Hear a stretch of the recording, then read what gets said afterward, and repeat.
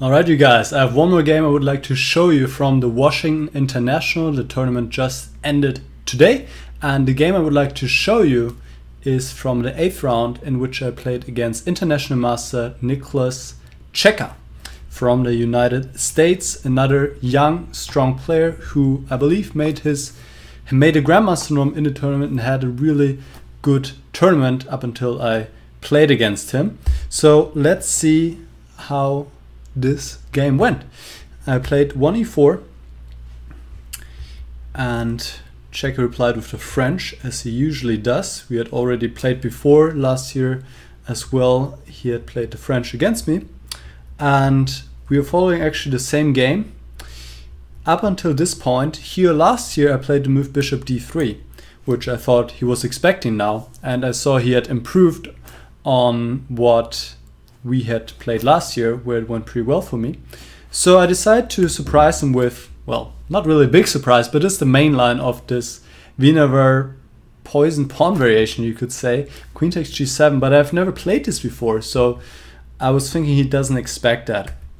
This line, if you guys don't know it, is one of the sharpest lines there is in chess theory. So white picks up the 2 pawns here on g7, h7, and black is going for fast development and wants to get something going against the white king. For white, often this pawn is very important. He can push it up the board, and this is what we're going to see in this game as well. For now, queen takes c3 is a big threat, so I have to play knight e2. Now knight c6, and I'm defending the pawn on e5. This is all theory. D takes c3, and now this is the move that became more popular recently. H4 now, queen d3 is the other main move, but white is immediately pushing this pawn forward. Bishop d7, black continues with development, now castle. Now there's the threat knight f5 to lock out the queen pretty much, so the queen comes back to d3. And here black has also several choices. I think mostly d4 and knight f5, also maybe king b8. But d4 is the main move. Makes sense, right? You're protecting the pawn on c3 and also giving another nice square to the knight.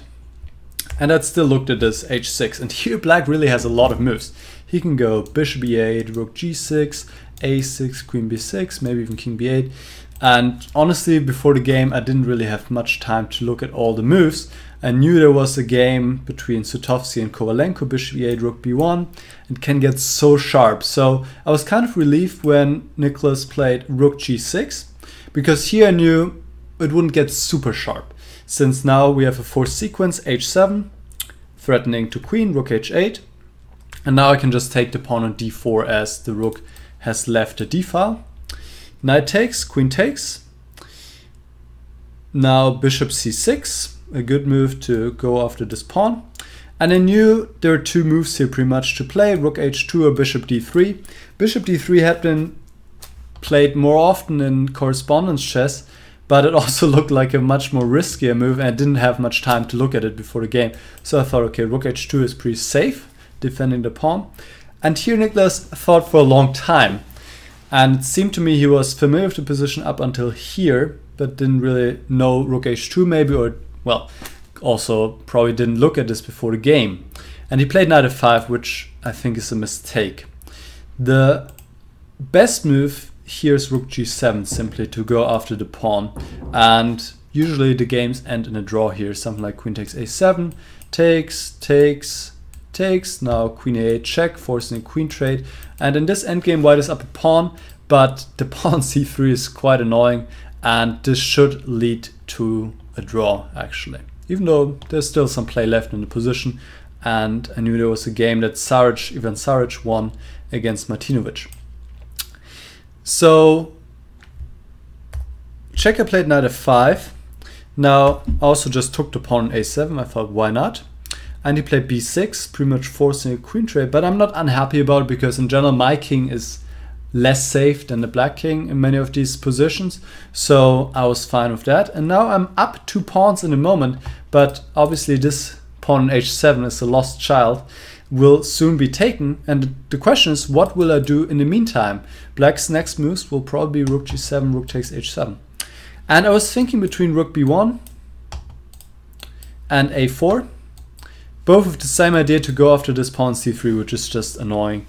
I played a4 in the end, which I wasn't happy about. I wanted to play rook b1, but I couldn't really figure out what to do after bishop d5, stopping rook b3. Let me just, sorry guys, let me just turn off the AC.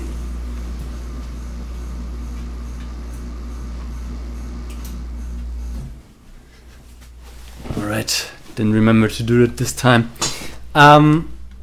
So, yeah, didn't really see what to do here, how to get my rook into a game, but it's also not clear what black is going to do, so I could maybe just play king f2. I saw this, I thought knight h6 looks annoying, but simply rook h3 here, and yeah, black won't have that much going with the knight, and I'll win this pawn, and this is, I mean, the computer says already like +2 or +3, so pretty much completely winning for white, but during the game it didn't seem that clear to me. So I played a4, rook g7, rook a3, and now I expected him to take on h7 and try to defend this position, which will be tough. He's 2 pawns down, but still some chances because black's pieces are active and he's attacking upon a4, so not that clear yet. Actually, that's why I didn't want to play a4, because it felt like my pawn is more exposed here. But he surprised me by going knight g3, which is interesting. And here I played bishop d3, which is fine, but much stronger would have been bishop b5.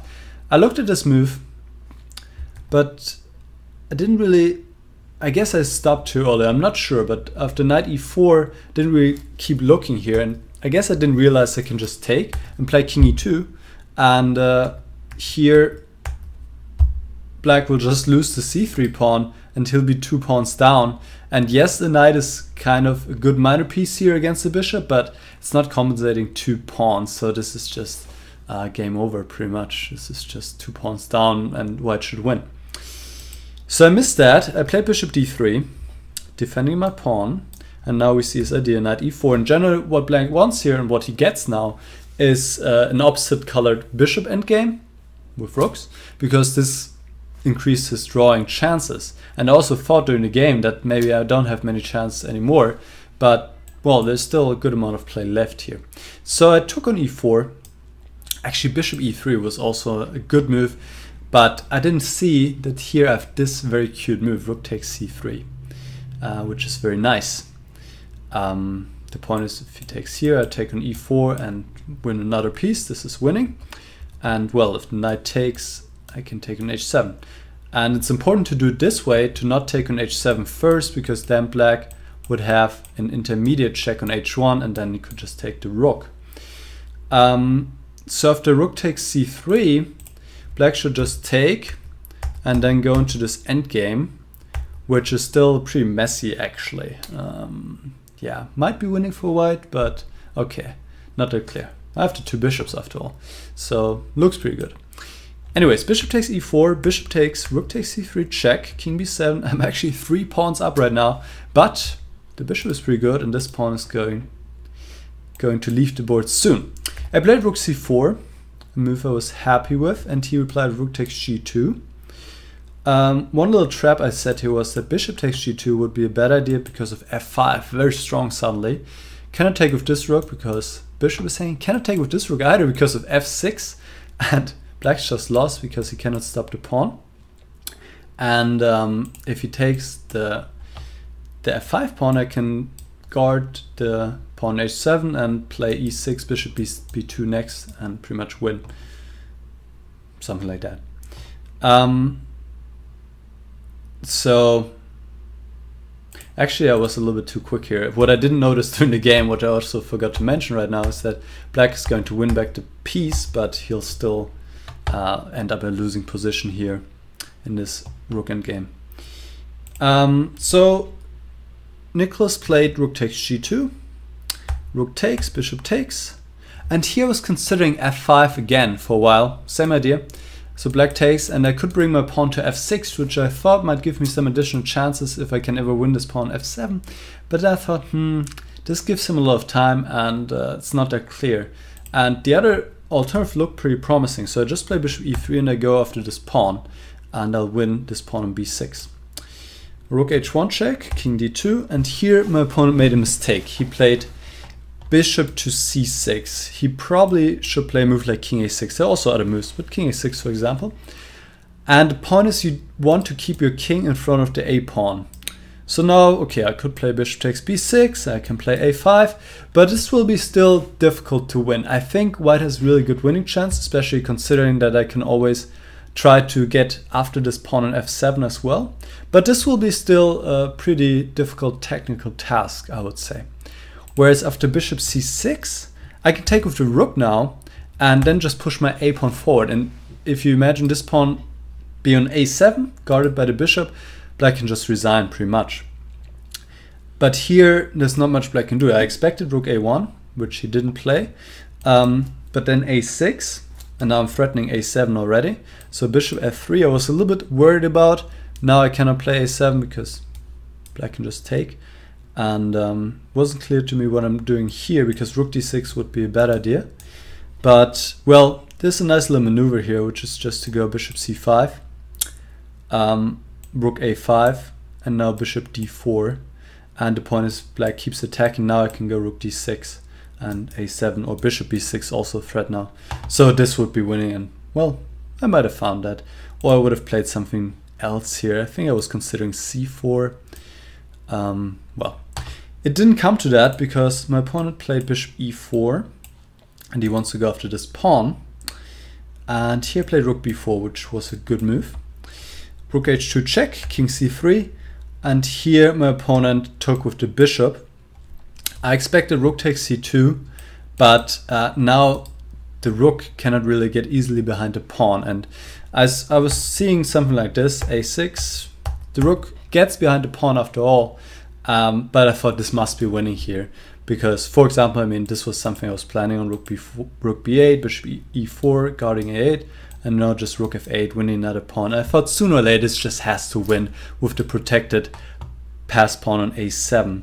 Actually, a computer points out another cute way to win here, which is to play rook d4. And the idea is just to take all the squares away from the rook on the a file. So something like this, rook d6, rook a1, bishop d4, and that's it, because if rook a5, there's bishop b6, which is cute. But I'm not sure if I would have played this. Anyway, in the game, my opponent took on c2, but now I can just go rook b2 and pin the bishop. And if rook h3, I can take with the rook and then give a check and win the rook on e3. So this is why my opponent resigned after rook b2. Alright, so that was pretty successful game, largely due to my preparation, I would say, because just when my preparation ended, my opponent made rather big mistake with knight f5, I guess, after which the position becomes very difficult for him, since in the endgame he's just 2 pawns down, more or less. And then I was able, with a little bit of hiccups, a little bit difficulty, was able to convert in the end in this opposite colored bishop and rook endgame. So let me tell you, that put me on 6 out of 8. Then today I drew the leader of the tournament, Hannes Gabusyan from Armenia. He won the tournament with a strong 7.5, and I need to take this call. So check out the website and see you guys next time. Bye bye.